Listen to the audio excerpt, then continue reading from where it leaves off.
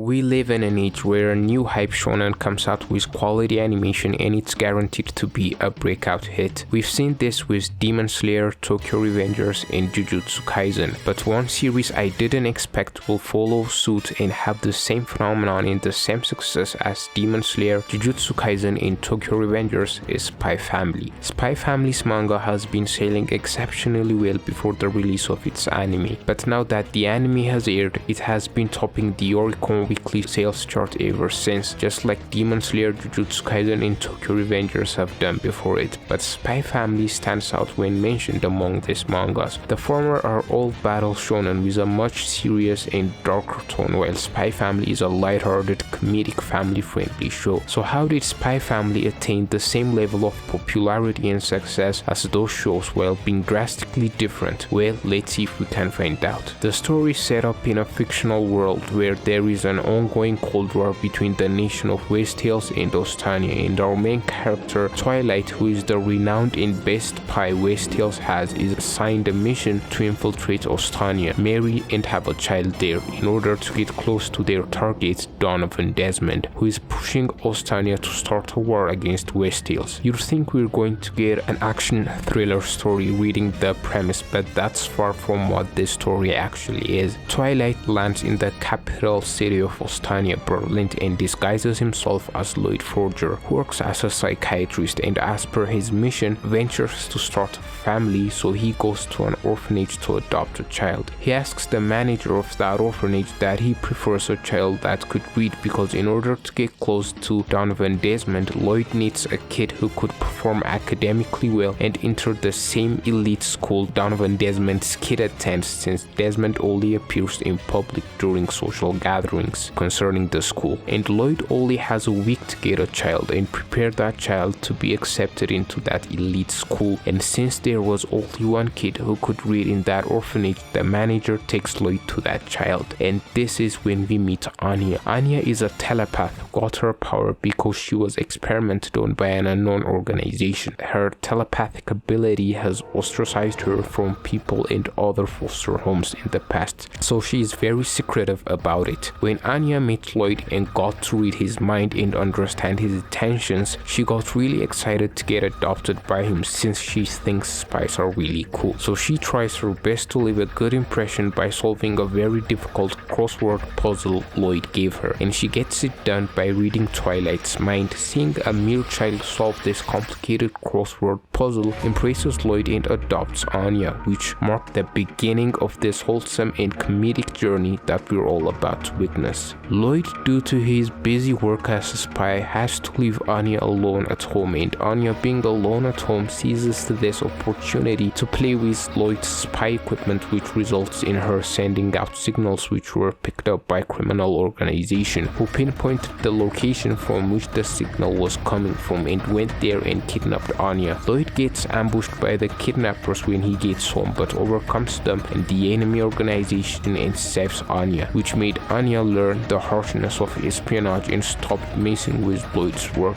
She also passes the admission exam to enter the elite school of Eden Academy, and all that's left is a formal interview with both parents. This was the first episode of the story, a good introductory to our main characters and an interesting concept for the story. Single women in Berlin were being suspected of being spies. For this reason, Jörg Breyer, a single woman who works as a clerk at Berlin City Hall, is nervous about her secret assassin job getting exposed. Because of this fact, she is also ostracized by her co-workers for her odd behavior and for being single as well. One day, her brother calls her to check up on her and wonders if it's time for her to get married. He tells her he is about to get promoted and will be busier than he already is, and is worried about leaving her alone, and that he could help her meet people so that she could get married. But Jörg lies and tells Yuri, her brother, that she already has a boyfriend and that won't be necessary, and she'll be going to a party which she was invited to earlier by her co-worker. Yuri is surprised and relieved that Jörg has a boyfriend, but wants to make sure that the person she's dating is not some loser, so he tells Jörg that he will be asking Jörg's co-worker's husband Dominic about his impression of Jörg's husband because they know each other apparently. They bid farewell to each other, and seeing as she backed herself into a corner, Jörg is now desperate to get a partner just in time for the party. Her phone rings again and she tries to come out and tell the truth, but it's not Yuri, her brother, who called. It was the people who hire you as an assassin, and they have a client for her, and we get to see a different side of you. She goes into a hotel and brutally decapitates her targets with a smile on her face, reminding us, the audience, that this is not your typical woman. Meanwhile, in the Forger residence, Lloyd and his fellow spy co-worker Frankie are trying to solve the problem of getting a woman to be Lloyd's wife in a matter of days before Anya's interview. Frankie asks why Lloyd doesn't just use a female agent from his work, to which Lloyd replies he couldn't find a good match because most of them got caught, and I'm glad that the author addressed this because it would have felt forced and caused a plot inconsistency if they hadn't otherwise. Frankie then points out that Anya doesn't look like she's from a wealthy family. He additionally suggests the only hope they have to get Lloyd a wife in time is to find a person in the same situation as Lloyd. The following day, Lloyd takes Anya shopping to buy her new clothes that'll make her look rich, and is at this point in the story where Lloyd meets Yor. Yor was there to get her dress fixed and passes by Lloyd without him sensing her, which makes Lloyd wary of her. Since Lloyd memorized the file of every single woman in Berlin, he recalls her file, which states that she is a single woman with deceased parents, and both her brother and her work as civil servants. Yor catches Lloyd staring at her and asks why he's staring, to which he replies he was just admiring her beauty. Seeing that Lloyd is interested in her, she tries to ask him out until she sees Anya with Lloyd, making her assume that since he has a child that he must already have a wife, and she backs off. But Anya has already read her mind and knows that Yor is an assassin, and seeing her next to Lloyd, a spy, has her super excited. She also knows that Yor and Lloyd were considering each other to be in a pretend relationship until she showed up, so she makes known that Lloyd is a single by crying and saying that she misses her mom to Lloyd. Yor asks what happened, and he tells her that his wife had passed away 2 years ago. Now Yor, knowing this, asks Lloyd to be her pretend boyfriend. Lloyd agrees, but in return he demanded that she play the role of Anya's mother in Anya's upcoming interview, to which she also agrees. It's time for Yor and Lloyd to meet up and go to the party, but Lloyd is nowhere to be found. He's preoccupied with a side mission. Seeing that there's no sign of Lloyd coming, Yor decides to go to the party alone. She gets there and is greeted by her co-workers. They ask her where her boyfriend is, and Yor says he couldn't make it. Dominic, who is the husband of a co-worker that invited Yor, Camilla, knows Yuri, Yor's brother. So Yor tells him to tell Yuri that she came with a nice good man, to which Camilla disagrees and states that she will make sure Yuri learns that she came alone. Yor sits alone for the remainder of the party. She hears the woman gossiping about how she is a liar and her audacity to even stay for the remainder of the party. Hearing this, Yor decides to leave the party, but Lloyd comes barging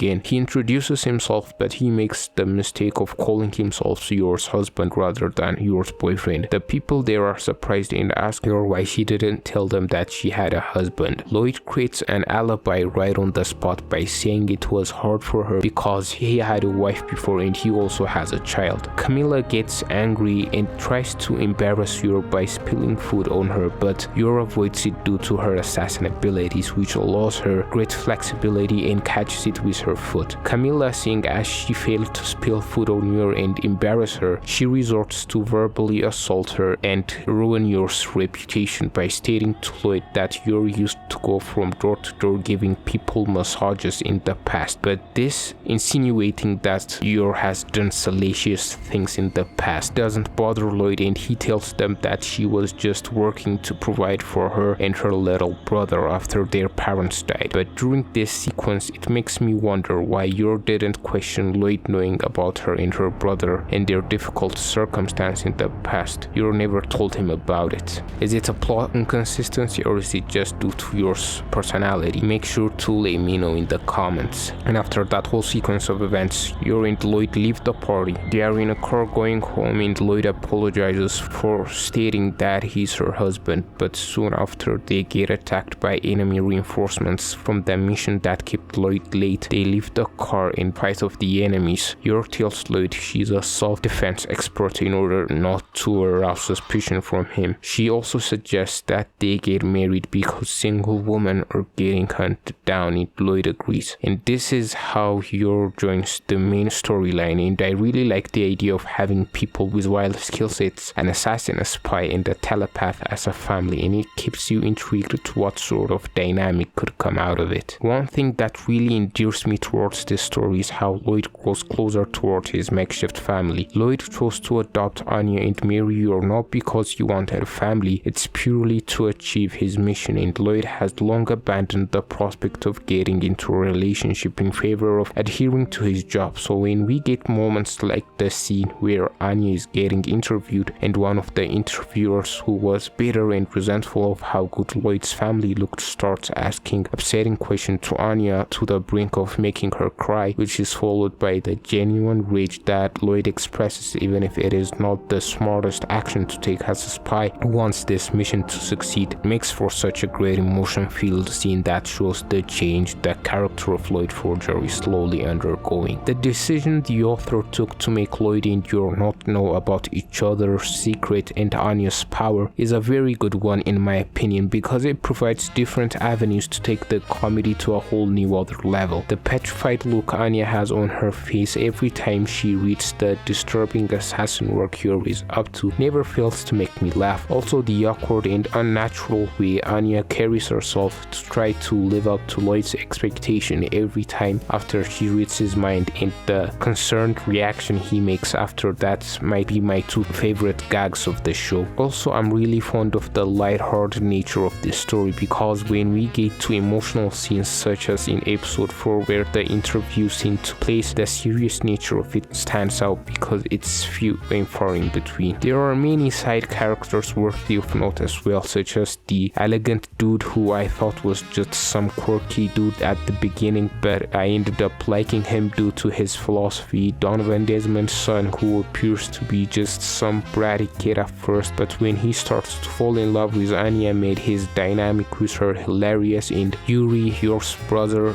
The success of Spy Family just goes to show that you don't need to be dark and edgy to be appealing to a mass audience, and any series can achieve mainstream popularity no matter what genre it belongs to. If you enjoyed the video, make sure to smash the like button and don't forget to subscribe to the channel.